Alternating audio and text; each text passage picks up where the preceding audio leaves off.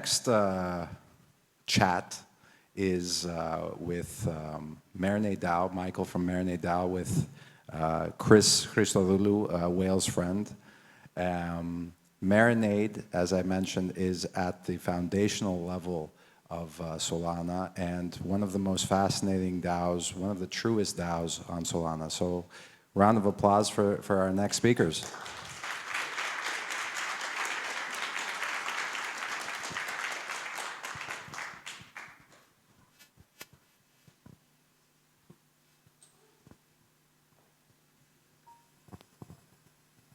Welcome, everyone. Very good to be here. It was a hard topic, the previous one. Yeah. In our DAO, when some proposal goes on chain, we usually call it going to war, because it's gonna hurt some people, and yeah, you're gonna receive some DMs if you're not supported, which I think it's a great thing. Now let's move to liquid staking. One, two, yeah. I think it's a very interesting topic. I think it's a simpler topic, and you'll all realize the opportunity cost of illiquid staking. So let's start from the basics. Let's start from what exactly is liquid staking and how Marinade does it so well in Solana that has been the #1 protocol. Okay. Yeah, thanks for having me, first of all. It's great to be here in Greece, I believe, after like 20 years. So a great comeback for me. And so Marinade, we say that Marinade is a stake optimization platform. It's a mouthful, but what it is that Marinade tracks all the 2,000 validators on the network and stakes automatically with the top performing ones, like automatically, so that you don't need to watch them, monitor them. To answer like what liquid staking is, so as Solana is powered not by a single computer, but by 2,000 computers all across the world. That's what makes it blockchain. Then staking Solana is like a representative democracy. You can think of it like this, is that we have 2,000 parties all across the world, and by staking, by like locking your Solana on those parties, you basically put some weight on those parties, which then represent you in the whole network consensus. So you can think of it like this. We have about 500,000 citizens of Solana, or the delegators, that then pick one of those 2,000 parties and give them some weight. And then those parties, those validators, represent us. They validate the network, they process the transactions. Those are the ones that keep the state of Solana alive and synchronized and updated in sub-second and super cheap to use. So that's like what Solana is, what staking is. And now, before there was Marinade, you needed to lock your SOL tokens on a specific validator. So the traditional way of staking, it had 3 panes. So you needed to choose one of those 2,000 validators. So which of those you are going to choose? Then even once you decided on this specific validator, you don't know if they're performing, because tomorrow they can go offline, they can change commission. So you don't really know. Is this anxiety that kicks in? So that's why the problem #3 is that many people reverted to just staking with the big guys, with the big validators, with the well-known validators, making the network more centralized. So then Marinade came in and said, look, we are going to monitor the whole chain, and we will pick not 1, but 100 most performant validators, skipping the big guys, so that we decentralize the network and we help the stakers to do it through Marinade, and basically make even better yield for the stakers, because it stakes to those best performant guys and it's automatically rebalanced. So that's like in a nutshell what Marinade does, and it introduced this concept called liquid staking, so that you can stake on a validator, but at the same time you receive MSOL, which is token representing your staked Solana. And with this MSOL, you're liquid, and you can use it in DeFi, you can borrow against it, you can enter or off-ramp your position on exchanges and so on. Because there are plenty of uses for your SOL token in the ecosystem. The most important one is, of course, to democratize and decentralize the network by supporting various validators in order to give weight and a voice to every party. On the other hand, there is a strong DeFi ecosystem. There are lots of opportunities that any holder, any participant could possibly use their Solana. So if you do not have this liquid staking solution, then you are forced to pick one of the two. Either you're going to participate in DeFi, you're going to be buying NFTs, you're going to be doing something with your Solana, or you're going to be staking them. And Marinade comes and solves exactly that opportunity cost. Many of you must be familiar with the liquid staking solution in Ethereum, which is called Lido. It's a similar concept, but Marinade does it in a different way, in a more decentralized, democratized way. And I think Lido tried to enter Solana. You were offered in order to be part of Lido in the early days of Marinade, and you did the unintuitive move of saying, no, we're going to build our own protocol from ground up. How is the journey of collecting 2 million Solana and more today to reach where you are, to be the #1 liquid staking protocol? What are the challenges? What is the way? How did you reach there? Yeah, to tell the truth, I don't even know how we ended up in this position. It was like super luck, like many things combined. And at the start, I tell everybody that Marinade, it started almost like a bad joke because you had the Dutch, Argentinian, Czech, Slovak, American, Belgian guy coming into Discord, right? And that's like where the bunch of people met in February 2021, participating in this hackathon. And this guy who actually wrote most of Marinade back then had only a cat picture on his profile for 6 months. So we didn't even know like who he is. That was the like Russian guy also on the team. So it was like super hard. And after we went through the hackathon in February, where we got awarded this third place in this hackathon, actually, yeah, Lido approached us saying, guys, nice job. We want you to build Lido for Solana. Here are some like tokens. Go get it. And we were like, wow, you know, after two weeks building super basic prototype, this was the best offer that you could get, right? With somebody already knowing how to do the distribution, this giant coming from ETH, having this huge treasury. I mean, how can we even compare to them? So it was super great exit back then. But we did the strange thing because we said, no, let us try it.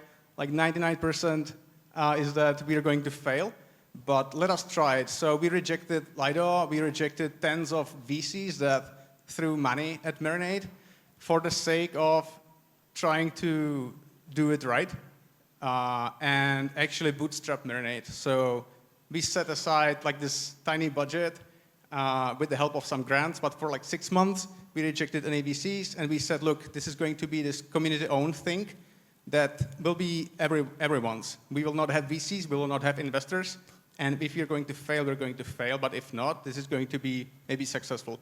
And the community really got behind this idea. It really helped. This like tiny challenger of Lido, and then this Lido giant coming from ETH. So that was a nice story to tell, nice narrative. And at the end of the day, August 2021, we did launch to mainnet as the first ones back then. And the next month, we got break even. So that was like all with this bootstrap money. So that felt just great. So that, again, Marinade is this community-owned thing without any VCs behind it. And we grew because of the incentives, because of that, it's hopefully like a true DAO and DAO to become. And that's basically the story. And it's a story that stands even today, because we see other liquid staking providers entering the ecosystem, and they are following exactly your example, the way to attract liquidity. You set the path, and everybody else is following it, if I'm not mistaken. So you mean for like the, what is it again? I mean, we just received a giant airdrop in the Solana ecosystem called Jito, and this is another liquid staking solution. But the way that they attracted their liquidity is very similar to what Marinade did years ago. Yeah, right. So you know, when we started, given that we had no VCs, but we wanted to build the community, we needed to get the token out somehow. So what we said back then, we started with like no pre-allocation, no pre-seed, nothing like this. The only way how you could get the Marinade token was by contribution.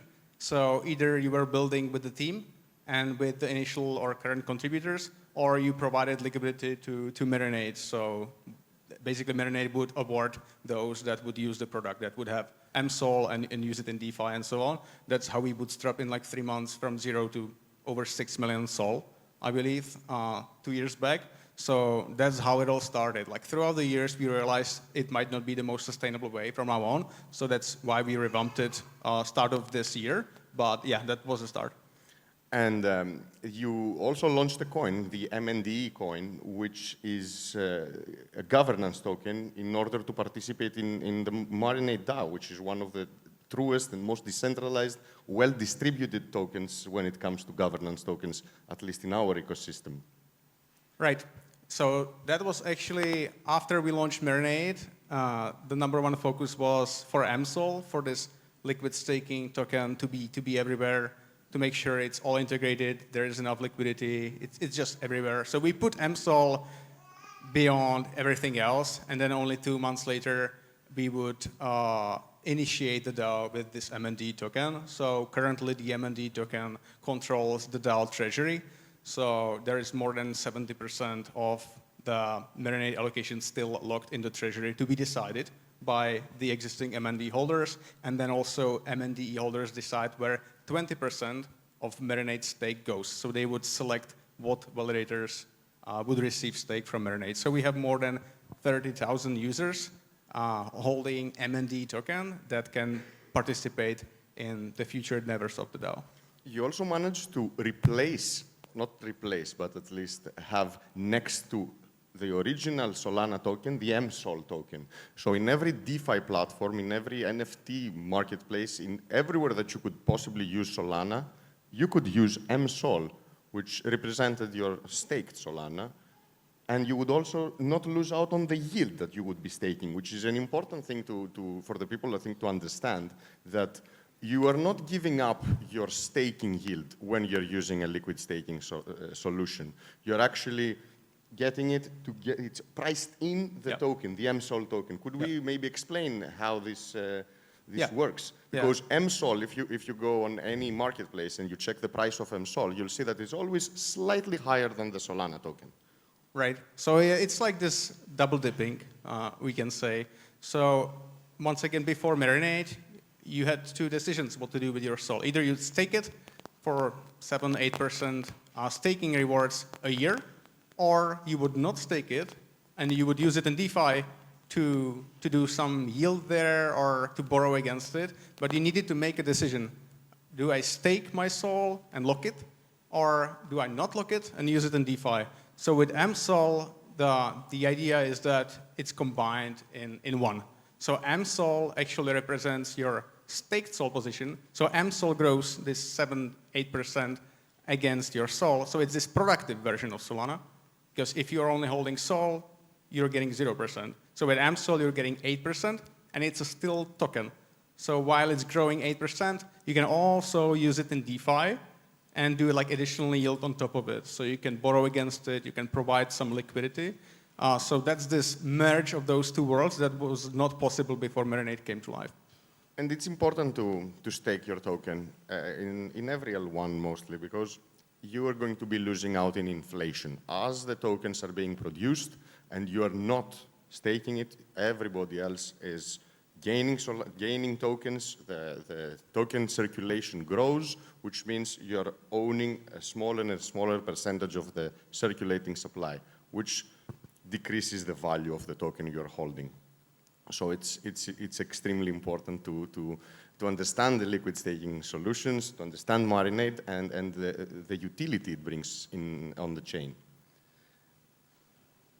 We spoke about the past. Let's speak a little bit about the present now that Marinade is #1. Marinade is in the top 20 across all chains, if I'm not mistaken, in value locked, which is very, very impressive. And you've grown quite a lot since the days we just described. Right. What has changed in the past year? So like to put it in context, we've been talking about liquid staking, which is like this subset of Solana staking. If we put it in context, we have about 400 million Sol staked on the whole chain, of which through Marinade, it's controlled about 10 million Sol. Just recently, we crossed this milestone of 10 million Sol to be staked through Marinade. So if you look at it, it's 2.5% of the whole pie. So it's great. It's a great achievement for sure to have this 10 million sol stake the decentralized way, not with the single validator. At the same time, we're just getting started. So throughout those past few months, or this whole year, we realized, or we were asking, why is the adoption just this low? Why it's only 2.5%? Why we don't have more people using Marinade? What are the barriers? What are the blockers? And I believe that we found the answers, is that the whole liquid staking market, even as a whole, has maybe like 4 or 5%. So if we only look beyond Marinade, it's still maybe more than 95% of all Solana stake, it's staked the native way. So without any stake pool, without any smart contract in between, it's staked on a single validator in the in-protocol way.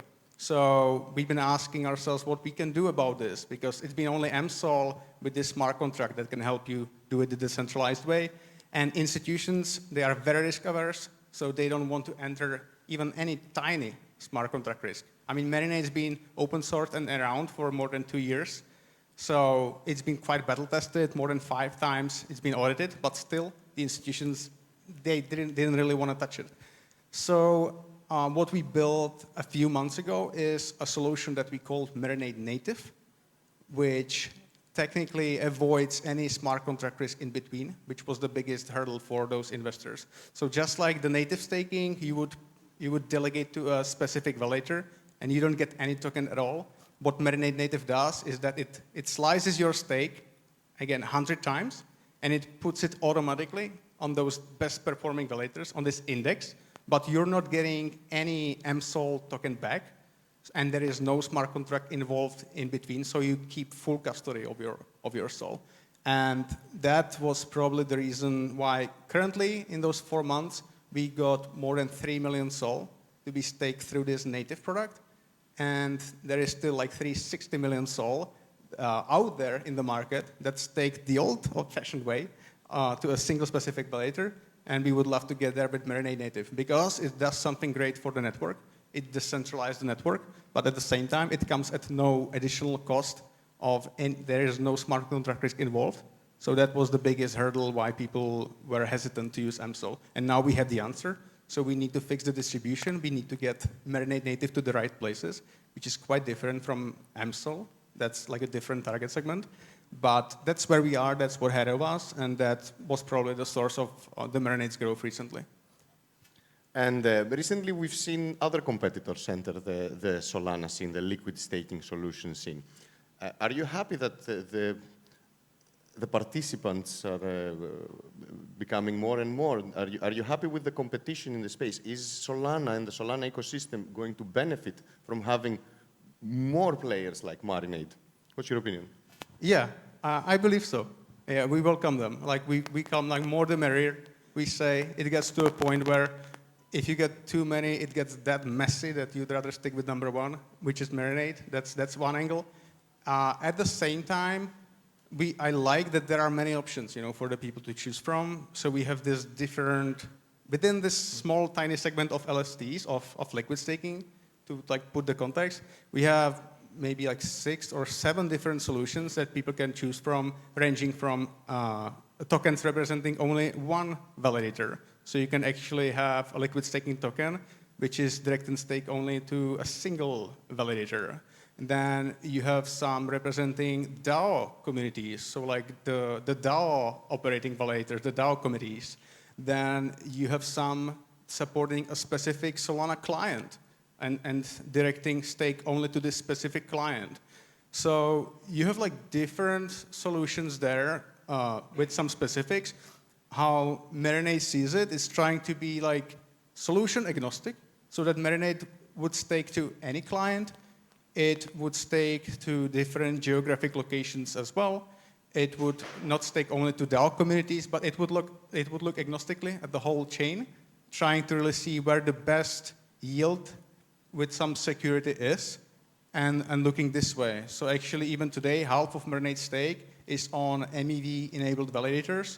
So Marinade is the system that monitors where the best yield is, and if it's the G2 client today, if it's FireDancer tomorrow, Marinade would move automatically the stake where the best yield is. So yeah, we welcome the competition, especially those that take the decentralization aspect very seriously. We could be talking here for hours. I even have a question now for the end, but I really want us to touch upon the changes that you made in your tokenomics, the incentive changes. I think it's very, very interesting because it comes from a protocol that didn't raise money, that it is bootstrapped from the community. So it's extremely interesting to see what kind of milestones you have, what kind of funding you're going to have in order to grow. Right. Yeah. So yeah, that's a great topic. So from the very get-go, if you don't have investors, then how are you going to do the allocation, right? So we were thinking we're going to need like a big extended team eventually of contributors to basically bootstrap from the get-go. So we did this initial split, and the initial idea was like 30% would be allocated for years for the contributors team, 70% would be allocated to the community, and then DAO treasury to decide how this would go on. So from this 70%, Marinade would start like liquidity mining, so that's how the initial 10-15% got out to the market. But then in time, as we started with the contributors, you know, the traditional way of how you vest team tokens is in time, so that you have, say, 2 years time vesting, and then in month, like the team gets unlocked those tokens. And it was like a year and a half ago where we got to a point, because the team started to unlock it, and it was like month 5, month 6, where the TVL, actually, Marinade was still on 6 million sold TVL. So it would be like this, the TVL. We had some tokens out there in the community, while team would be each month unlocking some MND tokens. And we were like, this is not working and this is not fair, all right, for many reasons.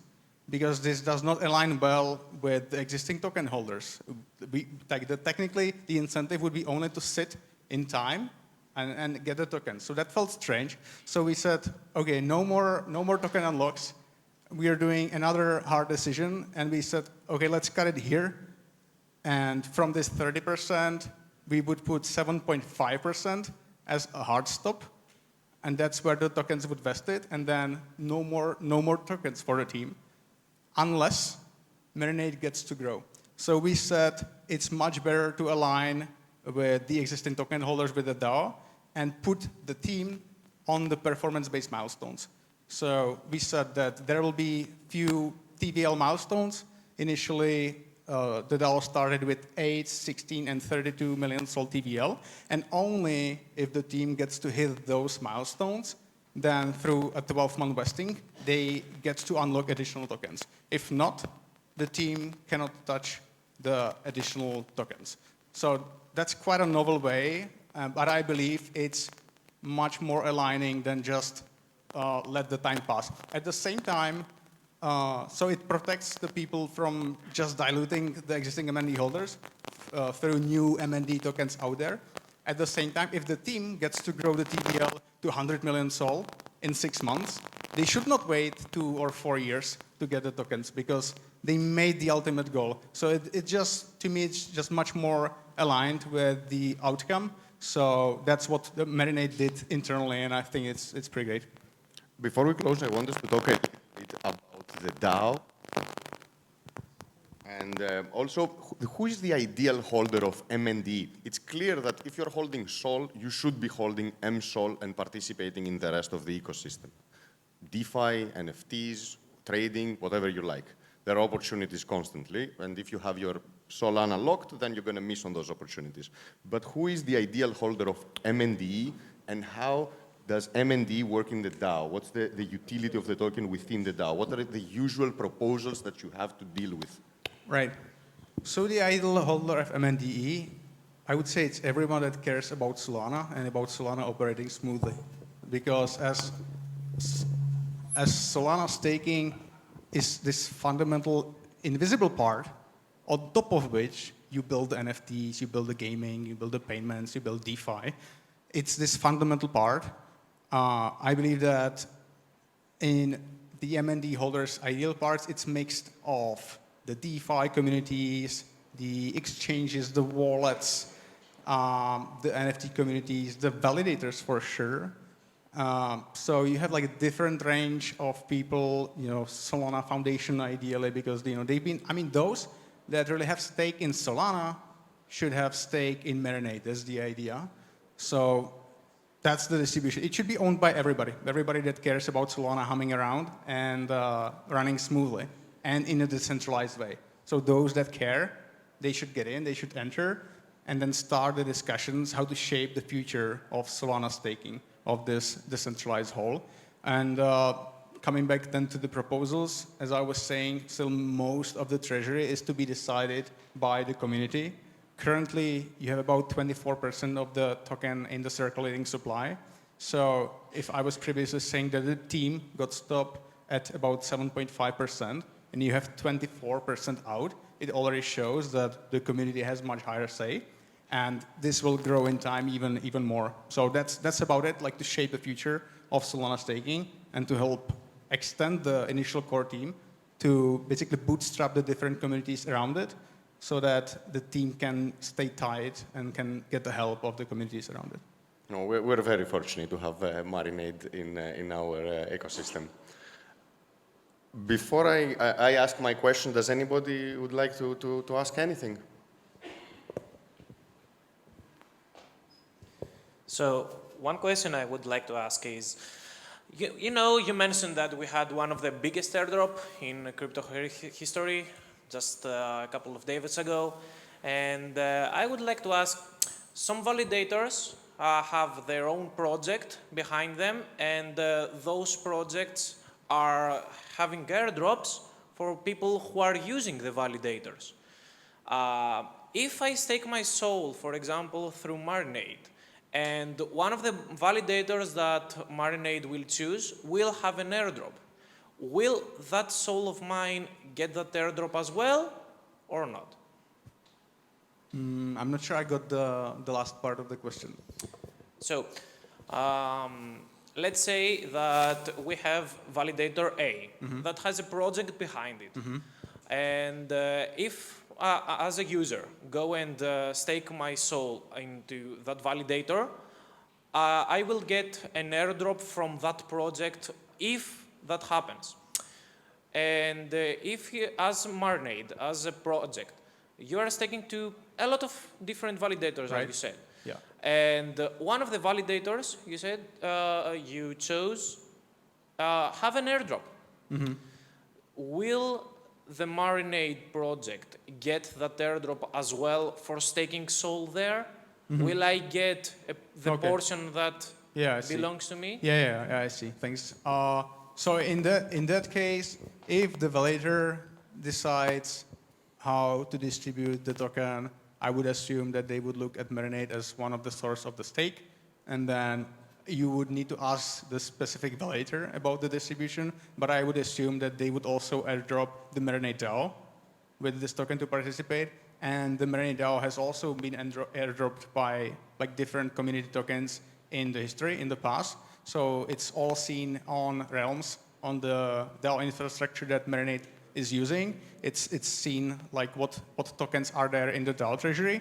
So then the MND holders, the DAO, will decide what to do with those tokens. Like, do they hold it in the treasury or do they distribute it to the current MND holders? That will be up to the DAO vote. So technically it should happen, but you would need to double check with the validators doing the distribution, I assume. I have one last question before we go to Din Machine. Does Marinade care about geographic decentralization? Are you going to support a validator which might not be as profitable, might not be in the top 100, but is in a geographic location that there are no other validators? Is this something that Marinade would care? Is this something that any liquid staking solution should care? I think everybody should care about this, and Marinade does. So to put it simply, I believe like 85% of the criteria where the stake goes is directed by yield, and like 15% is by this geographical distribution. So that Marinade, for example, would not stake recently to like some specific data centers. Now it's currently based on data centers. To not do the same mistake like happened with Hetzner last year, where we had this outage of, there was 20%, I believe, of stake that was delinquent at that time offline. For Marinade, that was 1%. So that shows how well distributed it is, because Marinade did not even see any outage back then. So yes, Marinade's delegation algorithm also works with the geographical concentration, and then actually validators trying to get stake from Marinade, they need to exit from one, put it to another city. So this is happening. It's already happening to show that it works and you get more stake if you move to a different location. Thank you. That's extremely interesting, and I did not expect that you're looking at this geographic decentralization. You are the hero we have and don't deserve. Thank you so much. Thank you. Anybody else that has questions? Oh, sorry guys, we're out of time. I'll be around. We'll be around, here. You so can ask any yeah, questions. just catch me. Thank you. Thank you very much.